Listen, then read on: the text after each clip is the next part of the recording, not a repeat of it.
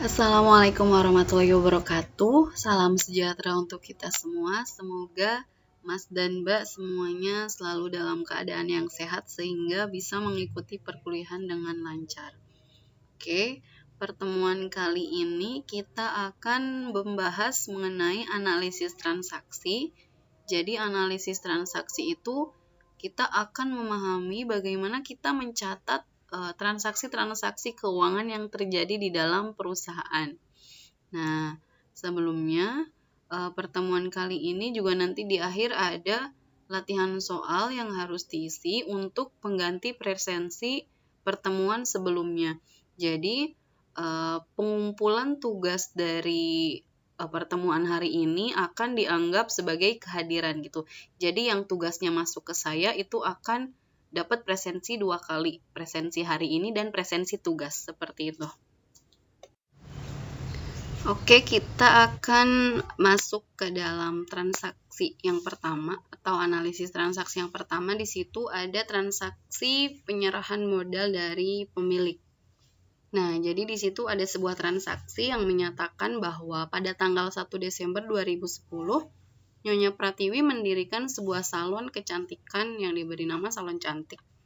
Pada tanggal tersebut, Nyonya Pratiwi menyerahkan uang tunai sebesar 20.000 sebagai setoran modal. Nah, kita lihat pengaruh transaksi terhadap persamaan akuntansinya. Nah, bisa kita lihat ya di situ bahwa modal yang disetorkan adalah uang tunai. Sehingga perlu kita catat bahwa semua yang berkaitan dengan uang tunai itu akan kita catat sebagai kas gitu. Nantinya pada transaksi-transaksi perusahaan yang terkait dengan uang tunai, misalkan ada pembelian tunai, penerimaan uang tunai, nah itu akan mempengaruhi kas gitu ya. Jadi perlu diingat semua yang berkaitan dengan uang tunai itu akan kita catat sebagai kas. Nah, di situ karena Nyonya Pratiwi menyerahkan uang tunai sebesar 20.000 sehingga kasnya kita atau kasnya Nyonya Pratiwi yang di Salon Cantik itu juga bertambah sebanyak 20.000. Nah, masih ingat ya bahwa kas itu termasuk ke dalam bagian aset atau harta perusahaan sehingga kita mencatat pertambahan kasnya itu di sebelah aset, di bagian aset gitu. Jadi tinggal dicatat aja di bawahnya aset itu bahwa kas dari Salon Cantik itu bertambah sebesar 20.000. Nah, itu untuk yang kas. Kemudian untuk persamaan akuntansi selanjutnya kan masih ingat ya bahwa jumlah aset itu harus selalu sama dengan jumlah kewajiban ditambah modal. Ketika aset bertambah, otomatis jumlah kewajiban atau jumlah modalnya itu juga harus bertambah gitu, harus sama, harus balance. Sehingga di situ kita mencatat pengakuan bahwa modal Nyonya Pratiwi juga bertambah sebanyak 20.000. Itu jelas ya karena Nyonya Pratiwi itu kan tadi menyetorkan modal awal sehingga kita juga mencatat bahwa setoran yang 20.000 itu tadi kita catat sebagai modal. Jadi, selain kita mencatat kas yang bertambah 20.000, kita juga mencatat bahwa modal Nyonya Pratiwi bertambah sebesar 20.000. Nah, seperti itu analisis transaksinya. Kemudian, dari transaksi tersebut, kita bisa menyusun secara sederhana laporan keuangan berupa neraca. Masih ingat ya bahwa neraca itu adalah laporan yang menyajikan posisi keuangan perusahaan. Di situ informasi yang dimuat di dalam neraca itu berupa aset, kewajiban, dan modal. Mungkin masih ingat pada penjelasan saya sebelumnya. Di neraca itu terdapat dua sisi, yaitu sisi kanan dan sisi kiri. Sisi kiri itu memuat semua informasi mengenai aset perusahaan. Jadi sisi kiri itu khusus untuk aset nih, aset yang dimiliki perusahaan. Kemudian sisi kanan itu memuat informasi tentang kewajiban dan juga modal. Nah, sama seperti prinsip persamaan akuntansi tadi ya, bahwa sisi kiri dan sisi kanan pada neraca itu harus selalu sama, sehingga artinya jumlah aset itu harus selalu sama dengan jumlah kewajiban ditambah modal. Nah, itu ya. Kemudian kaitannya dengan transaksi yang tadi apa ya? Kaitannya adalah kita memindahkan transaksi yang sudah kita analisis tadi ke dalam neraca. tadi kan kita sudah mencatat bahwa kas bertambah sebesar 20.000. Nah, tinggal kita pindahkan aja karena kas itu tadi masuk ke dalam sisi aset ya. Jadi kita catat kas itu di bagian sisi kiri, berarti di bawahnya aset itu kas bertambah 20.000. Sehingga jumlah aset yang dimiliki oleh salon cantik adalah 20.000 yang tadi dari penambahan kas setoran modal awal. Nah, begitu juga dengan sisi sebelah kanan. Kita mencatat juga modal Nyonya Pratiwi itu bertambah sebesar 20.000. Jadi jumlah kewajiban dan modal itu sebesar 20.000 dari penambahan modal tadi gitu ya. Karena kewajibannya di sini kan belum ada ya. Karena hanya mempengaruhi kas dan modal perusahaan, sehingga pencatatan neraca ini kita hanya memindahkan dari yang sudah kita analisis tadi gitu. Selanjutnya kita masuk ke transaksi yang kedua, yaitu pembelian peralatan secara tunai. Nah, di sini transaksinya adalah pada tanggal 1 Desember 2010, Nyonya Pratiwi membeli peralatan salon seperti kursi, alat pengering rambut, dan sebagainya seharga Rp10.000 secara tunai. Nah, bisa kita perhatikan ya bahwa di situ Nyonya Pratiwi ini mengeluarkan uang sebesar 10.000 untuk membeli peralatan. Sehingga bisa kita lihat bahwa kas dari perusahaan itu berkurang dan peralatan perusahaan itu kita catat bertambah gitu. Jadi uang yang kita miliki itu beralih ke menjadi peralatan gitu. Kemudian transaksinya seperti apa? Sama seperti tadi ya, bahwa pengurangan kas juga kita catat di bawah kasnya itu kita kasih keterangan bahwa kas sudah berkurang sebanyak 10.000, kemudian peralatannya bertambah gitu ya. Jadi tetap sama-sama pada bagian aset, bedanya hanya beda keterangan. Kalau yang tadi uang yang kita miliki 20.000 itu berupa kas semua, tetapi karena sudah dikurangi untuk membeli peralatan sehingga dengan jumlah yang sama tetapi dengan jenis aset yang berbeda gitu. Di situ kas berkurang sebanyak 10.000 tetapi asetnya bertambah sebanyak 10.000. Sehingga bisa kita dapatkan saldonya, saldo kas yang tadinya kita miliki 20.000 karena sudah berkurang 10.000 sehingga saldo akhirnya adalah 10.000. Kemudian ada peralatan, juga saldonya sama sesuai yang sudah kita beli tadi adalah 10.000. Dan untuk sisi kewajiban dan modal karena tidak ada perubahan apapun, jadi tetap jumlahnya 20.000. Itu tetap sama ya, jumlah aset dan jumlah kewajiban ditambah modal itu tetap sama meskipun ada transaksi yang berbeda gitu. Kemudian untuk penyusunan neracanya sama seperti tadi, tinggal memindahkan dari transaksi yang sudah kita analisis tadi.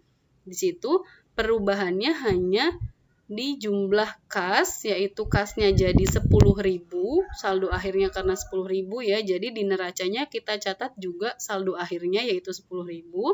Kemudian ada bertambah peralatan sebanyak 10.000. Sehingga jumlah aset yang dimiliki oleh perusahaan itu 20.000 dan jumlah kewajiban dan modalnya juga tetap 20.000 karena tidak ada perubahan apapun. Ya, selanjutnya kita coba analisis transaksi yang ketiga, yaitu pembelian perlengkapan secara kredit. Nah, di sini ada transaksi yang menyatakan bahwa pada tanggal 5 Desember 2010 Nyonya Pratiwi membeli perlengkapan salon berupa make up dan sebagainya seharga 4.000 secara kredit. Ya, sebelum saya masuk ke analisis transaksinya, perlu digarisbawahi perbedaan dari peralatan dan perlengkapan. Jadi, peralatan dan perlengkapan itu keduanya termasuk ke dalam aset perusahaan. Bedanya, kalau peralatan itu aset yang lebih awet gitu ya. Jadi seperti mesin, seperti tadi ada kursi gitu ya. Kemudian kalau perlengkapan itu aset perusahaan yang habis sekali pakai gitu. misalnya ada make up gitu kan, dia akan berkurang nilainya kalau digunakan gitu ya. Contoh lain misalnya kalau di bengkel nih atau di pabrik gitu. Kalau di pabrik itu kan ada mesin dan ada bahan bakar. Bahan bakar untuk mesin tersebut. Nah, mesinnya itu termasuk ke dalam peralatan, sedangkan bahan bakarnya itu termasuk ke dalam perlengkapan. Jadi kata kuncinya adalah kalau di perlengkapan itu bahan habis sekali pakai gitu ya. Jadi tahu bedanya ya, kalau perlengkapan dan peralatan itu bahannya bedanya, kalau perlengkapan itu cepat habisnya gitu. Nah, kemudian untuk transaksinya kita lihat karena di situ Nyonya Pratiwi membeli perlengkapan seharga 4.000 secara kredit. Nah, jadi seperti tadi ya, bahwa perlengkapan perusahaan itu bertambah sebesar Rp4.000 karena pembeliannya dilakukan secara kredit, sehingga salon ini atau perusahaan ini tidak mengeluarkan uang tunai. Lalu membayarnya pada periode berikutnya misalnya, atau pada masa yang akan datang. Sehingga karena tidak dibayar secara tunai, itu kan berarti utang ya. Jadi kita catat sebagai utang usaha. Nah, utang usaha itu termasuk ke dalam kewajiban perusahaan, sehingga dicatat di sebelah kewajiban perusahaan. Nah, tadi karena belinya 4.000 sehingga perlengkapan perusahaan itu bertambah sebesar 4.000 dan utang usaha perusahaan bertambah juga sebesar Rp4.000.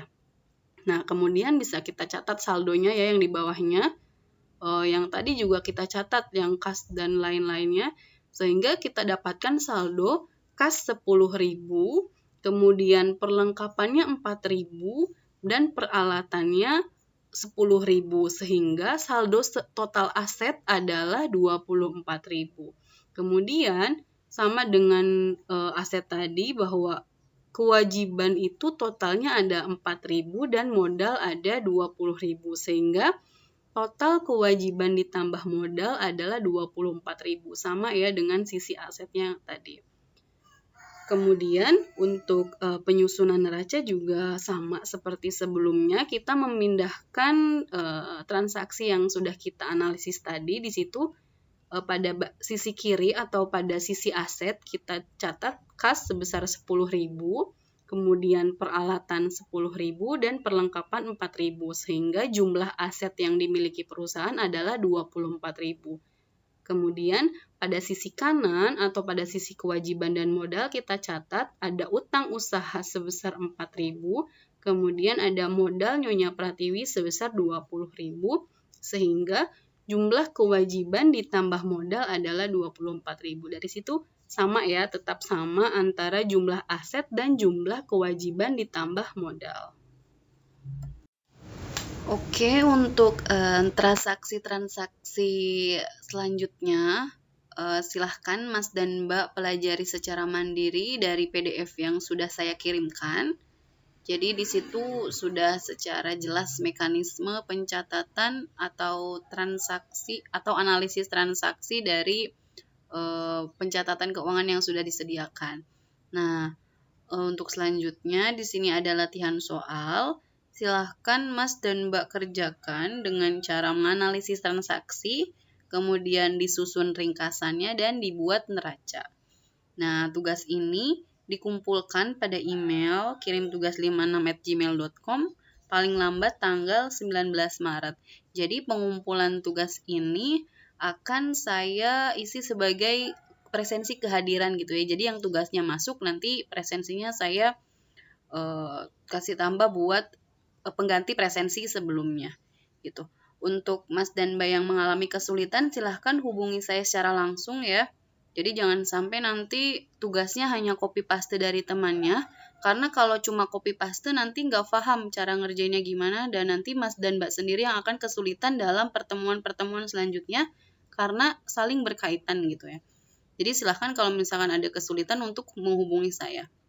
Oke, sekian dari saya. Kurang lebihnya mohon maaf. Terima kasih atas perhatiannya. Saya tutup. Wassalamualaikum warahmatullahi wabarakatuh.